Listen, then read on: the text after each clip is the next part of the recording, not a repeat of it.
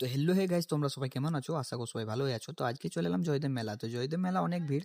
তাই এপার থেকে ওই পার গিয়ে আমরা চলে গেলাম খাবার খেতে। তাই খাবার খাওয়া হয়ে গেল কমপ্লিট আমাদের। তাই একটা চলে এলাম, ছোট্টখাটো একটা মোবাইল দোকান করেছিল ওখানেই। তো এই মোবাইল দোকানে। তো ওখানে ছিল একটা মিনি আইফোন। তো দেখতেই পাচ্ছ, মিনি আইফোনটা নেবো ভাবছি। তো আমার বন্ধু মিলে এই মিনি আইফোনটা নিয়ে অনেক মজা করছে।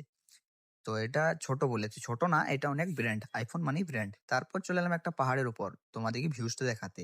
তো দেখতে পাচ্ছ এখান থেকে কেমন ভিউজ লাগছে, লাইট গুলো কেমন লাগছে। তারপর আমরা চলে এলাম একটা হেন্দোলের উপরে। তো হেন্দোলের উপরে কে কে চেপেছো কমেন্টে জানাও, আর কে কে ভয় করো তাও কমেন্টে জানাও। তারপর হিন্দোলার উপরে উপর থেকে নেমে গেলাম।